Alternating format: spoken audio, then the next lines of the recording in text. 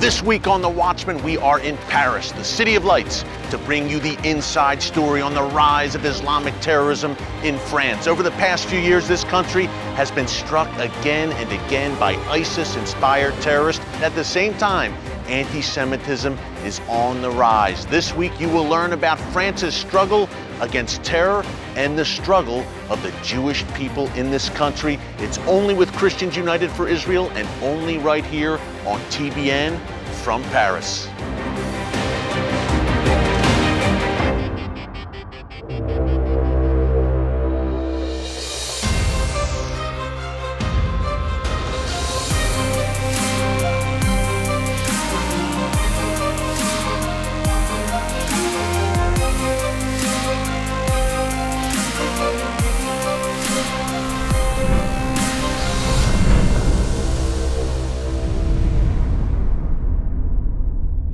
And welcome to The Watchman from Paris. It's the City of Lights, one of the most beautiful cities in the entire world. But beneath all the beauty right now, folks, in this nation of France, we have a great darkness gathering. Islamic terrorists inspired by ISIS have struck again and again in France over the past few years. And wrap your head around this. Intelligence officials believe that at least 1,200 French citizens have left their comfortable home here in France and traveled over to Syria to train with ISIS. 1,200 French citizens, terrorists, have trained with ISIS, and now that trickle is happening. They are coming back from Syria battle-hardened, battle-tested. We've talked about this time and time again here on The Watchman Show, informing you about the barbarians who are not just at the gates, they are inside the gates. And folks, let me tell you, France is facing that in a major way. Let's look at the bloody track record over the past few years. It all started, really, the most recent wave of terror in January 2015, the notorious Charlie Hebdo attack, where 12 French citizens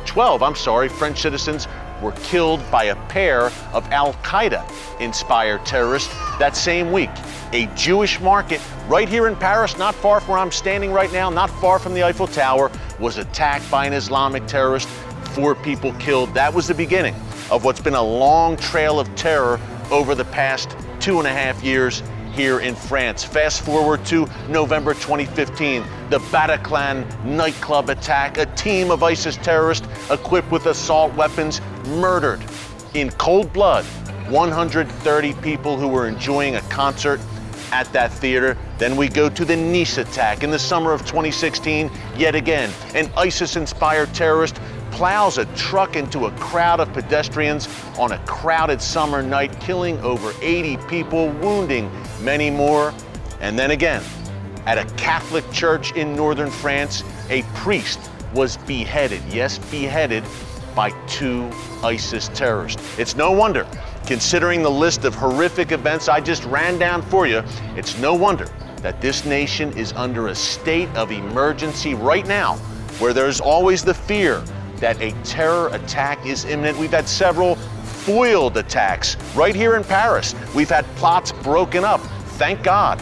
But French troops remain in the streets under this state of emergency. It is a very dangerous time here in one of the great cities, Paris, one of the great nations, not only of the Western world, but the entire world. This is Paris, the City of Lights, but a very, very dangerous time. So our team at Christians United for Israel thought it was vitally important to bring you the on-the-ground perspective from Paris. Look, what's happening in Western Europe right now, folks, with this ISIS threat is, I fear, a harbinger of what could come to the United States if we are not careful. So today you will get the inside story of the terrorist threat here in France. And we are joined to start it all off by one of the foremost terrorism experts, not only here in France, but in the world. Dr. Jill Capel, for decades, has covered the jihadist and Salafist terrorist movements in the Middle East and increasingly right here in Europe. And we joined him today at his office in Paris to talk about what it means for France, the West, and for you. Take a look.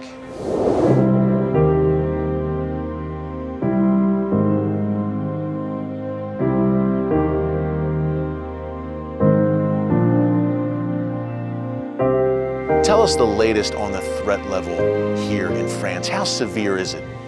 most of the upper crust of the ISIS people were arrested, which allowed us in France to have presidential and parliamentary elections that were not taken hostage of ISIS. Because what does ISIS want? They want to kill people.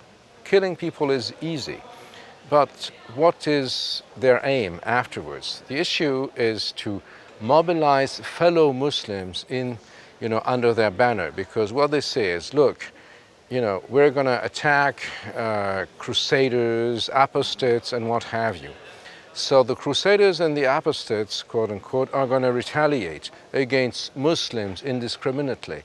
Therefore, we want all Muslims to, to go under what they call the Prophet's banner. But this they did not manage to do in France. And, in the parliamentary elections, we had at least 15 MPs who were elected who are from Muslim descent, but they are not at all ISIS advocates. On the contrary, they're enemies, and they're on ISIS hit list. Genuine moderate Muslims. Absolutely. President Macron was elected as a man who wants, on the one hand, to reshuffle the French political system, to sort of give a new impetus to Europe, together with Germany, now that the Brits are out, and also to have a very strong stance against terrorists. And this is why he won. I had the privilege to be with him when he went to see King Mohammed VI in Morocco. We had the opportunity to chat at length. This is what I understood from conversation with him and his commitment that, this is, to him, terrorism is not a side issue, that you deal with in terms of security and then you put the dust under the carpet and you forget about it. On the contrary, this is something which is central if we want to understand the present state of our societies. As an American, Dr. Capel, I can tell you I'm encouraged to hear you share that. We need France in this fight, that we're all locked in. And speaking of that fight here at home, which you've written about in your great new book, Terror in France, the number right now, the sheer volume of potential jihadis that France is dealing with, we've heard that maybe over 1,000 have gone to Syria. Do we have a rough estimate of how serious the problem is in France right now with the radicalization? It is very serious because 2,000 actually went, which is, we were the biggest net exporters of jihadis to Syria. When we look at the chat rooms in French, in Arabic, in English, whatever, a year ago, they were so upbeat. They would say, there's only the sea between us and you, and in a few months, we're going to sell your women and children in the slave markets of the Islamic State in Paris, Rome, and Berlin. Now, when you look at their literature, it's not that at all anymore. They would say, oh, we're under duress, and brothers, we have to rethink our relation to God or whatever. So they're sort of more sober, if I may say so. That does not mean that it's the end of it, because they're looking for an alternative strategy. But, I believe the West is now on the offensive against jihadists, whereas until last year, we were on the defensive. Dr. Capel, last question. A two-part question. Number one, tell us about your great book, Terror in France. And number two, tell us why you do what you do. Your life has been threatened by ISIS. I think people would like to know why you do this. Well, I've been an Orientalist, as they say, for the last 35 years, which is I'm not a fish of the day, as they say in Brooklyn. And I learned Arabic when I was in my 20s, lived in Syria, lived in Egypt, and I was sort of interested in this phenomenon of, political Islam. The book, Terror in France, which came out in French, in the original French in December 2015, that is, the book was ready when the November 13 attack at the Bataclan musical at the Stadium of France happened, and everybody was ahead looking. Of the curve. Yeah, and I just added a few a foreword to the book. And before Nice as well, and the priest who was killed in Normandy. Absolutely, and the priest was killed in Normandy by someone who was the person who, out of Raqqa, had organized the stabbing of two policemen on the 13th of June of 2016. And after he had stabbed the policeman, this guy made a video on Facebook Live saying you have to kill all prison wardens because he had served time in prison as a guy who had tried to go to jihad, and also all journalists. I'm an academic, but you know, this is adding insult to injury, if I may say so, don't take it personally, and say we have to kill Gilles Kepel. No. So, but I'm still around, and the state provides security. Yeah, well, Dr. Kepel, thank you so much, and we are glad you are still here fighting the good fight. Thank you. Appreciate it. My pleasure. Thanks again to Dr. Kepel for joining us, and folks, be sure to pick up his book, Terror in France, The Rise of Jihad in the West. Go to Amazon.com, pick it up, great book. Well, coming up after the break from here in Paris, as Islamic terrorism rises in a country, that is usually accompanied by a rise in anti-Semitism. We're going to talk to one of France's foremost experts on anti-Semitism after the break about the state of the Jewish people right here in France. It's the Watchman. It's Christians United for Israel, only right here on TBN from the City of Lights, Paris. Don't move. With over 3.5 million members, Christians United for Israel is the largest pro-Israel organization in America. And for Zion's sake, we will not remain silent. We won't stand for the lies and political attacks that threaten Israel's safety and the future of the Jewish people in their God-given homeland. We want you to join us in this sacred movement. The Jewish people are not alone. Christians United for Israel, I want to thank you for standing up for Israel. I want to thank you for standing up and being counted. May God bless you all. Thank you. Israel needs you to take a stand. Join Christians United for Israel. Make your voice heard and be remembered as a defender of Israel, the apple of God's eye.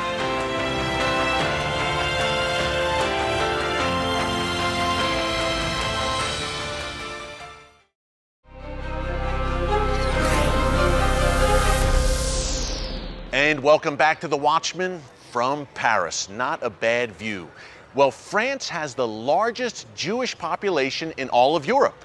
At the same time, France has the largest Muslim population on this continent. Some 10% of the French population today is Islamic. Unfortunately, a good deal of the rising anti-Semitism in this country is coming from Islamic extremists here in France. We talked to one of France's foremost experts on anti-Semitism, Dr. Glenn Feder, about the situation, the precarious situation for the Jewish people right here in Paris and beyond. Take a look.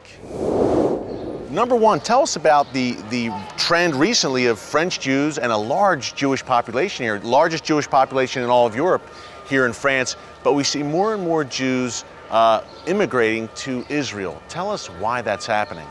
One of the main reasons is a security reason. If you want to be a Jew in France and you want to completely assimilate, don't wear a kippah on your head, don't talk about Israel, might be okay. But if you want to identify yourself as a Jew, as either a religious Jew or a Zionist Jew, then your chances of having an issue, whether it's a verbal attack or a violent attack, goes up dramatically. Last year, the incidents went down a little bit, but in the rate of aliyah, or Jews moving to Israel, went down a little bit. But in 2015, there were 7,000 French Jews that left to move to Israel. And that's a big number considering the, proportionate to the population, the Jewish population here in France. The Jewish population is a little less than 500,000, so that's an enormous amount. Yeah. If that trend continued within 15, 20 years, there won't really be very many Jews left in France. And it's the largest today, it's the largest community in Europe. Yeah, and an historic Jewish community here, right, Glenn, that goes back centuries and centuries, the Jewish presence here in France. Can you talk about that a bit? Yeah, I mean, it's a long story, but the Jews have been here since the Middle Ages. If you want to divide it into, let's say, 3 waves, you have the Middle Ages, where Jews were persecuted as a religion.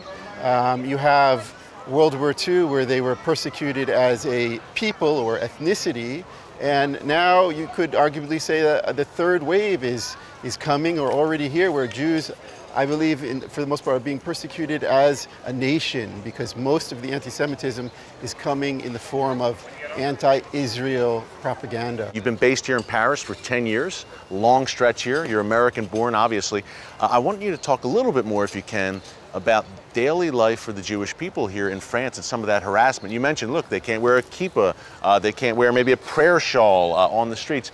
Talk a little bit more about the day-to-day, how Jews have been harassed here in France. Sure. Well, a lot of it is that kind of what I call the passive harassment, where you just have a pressure, there's a pressure to avoid your Judaism. Now, there is also active harassment, and there are flare-ups. A lot of them are linked directly with things happening in the Middle East. For example, when there's a flare-up in the Israeli-Arab conflict, you have a kind of domino effect in France. It becomes more intense here. Absolutely. Yeah. I mean, I remember in 2014, if you want to really get personal, I remember sitting at home and there was a flare-up. It was Operation Protective Shield, where Israel was defending themselves against terrorists in Gaza. Yeah.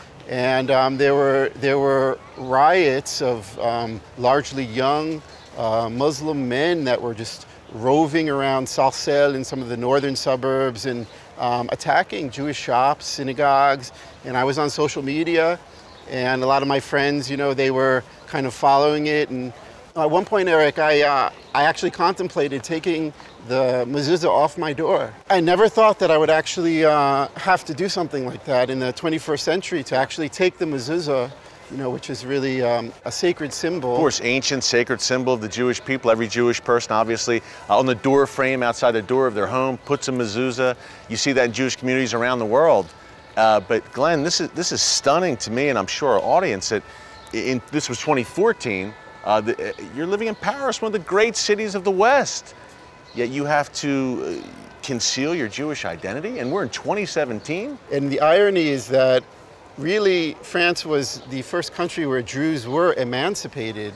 It was the first country, it was one of the founders of the notion of rights, of human rights, and one of the leaders of the Enlightenment. And so the irony of having to do something like that, it really struck me. We've had this rise in Islamic terror here in France, but at the same time, usually that's accompanied by a rise in anti-Semitism.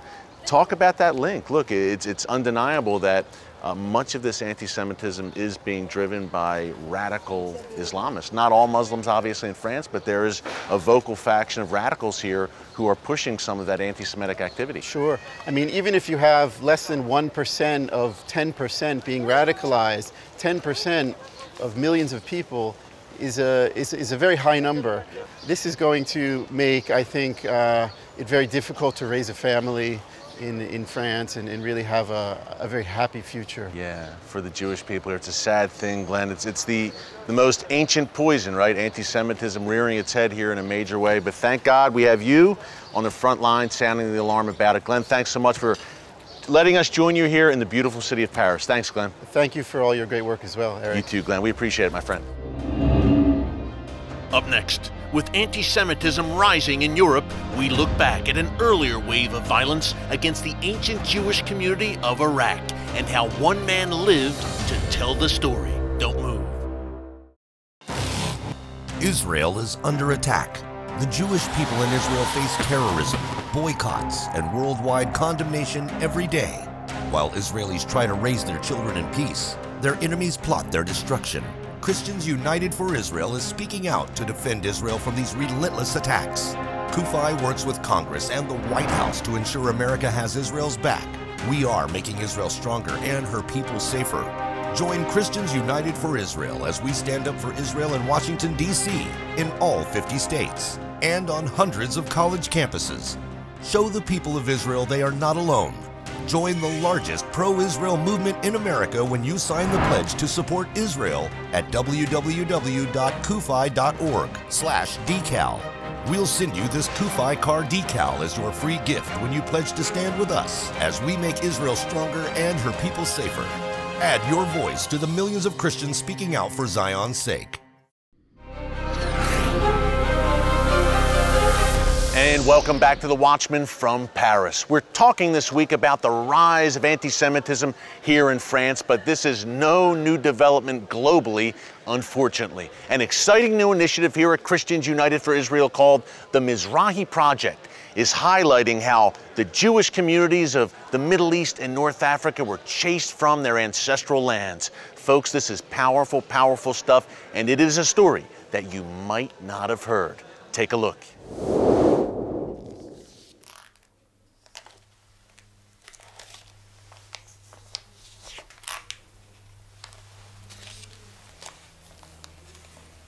This is a photo of my family that were able to smuggle out.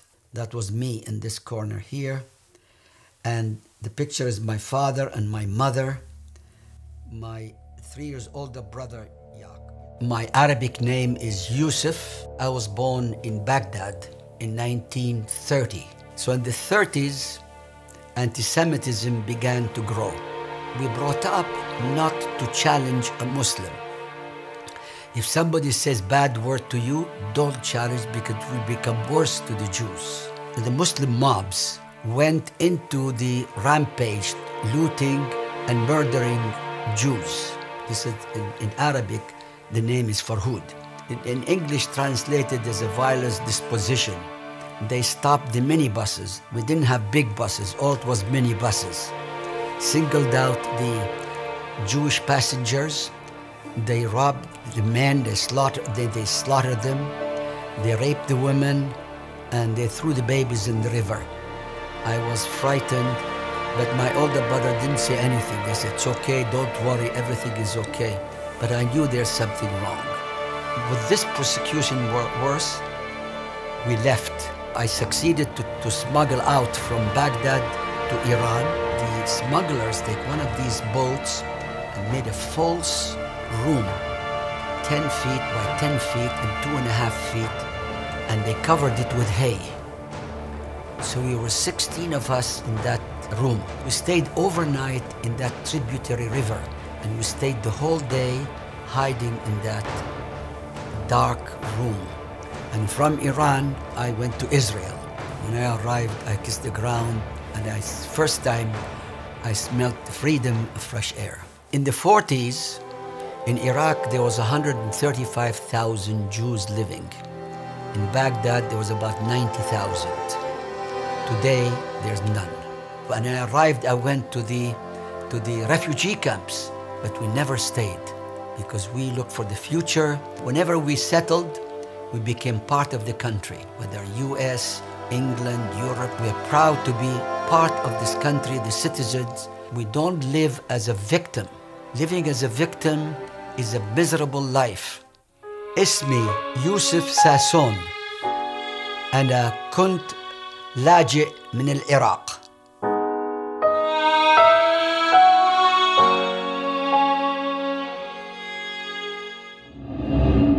Coming up, my final thoughts on France's future and where all of the recent troubles will lead. It's The Watchman. It's Christians United for Israel, only on TBN from Paris. Long before he was the Vice President of the United States, Mike Pence was a friend to Christians United for Israel. Now, he's helping us make Israel stronger and her people safer. Pastor John Hagee, I thank you for your leadership on behalf of this nation and the Jewish state of Israel. And today, through Christians United for Israel, more than 3.3 million believers have raised their voices, have not been silent in support of Israel. And you can be heard in every city and town across America and in every office on Capitol Hill. And rest assured, the man down the street at 1600 Pennsylvania Avenue hears you too. I have faith that with God's help, and with the men and women gathered here, the best days for Israel and for America are yet to come. Don't miss next year's summit. Join the movement and register now for the 2018 CUFI Washington Summit.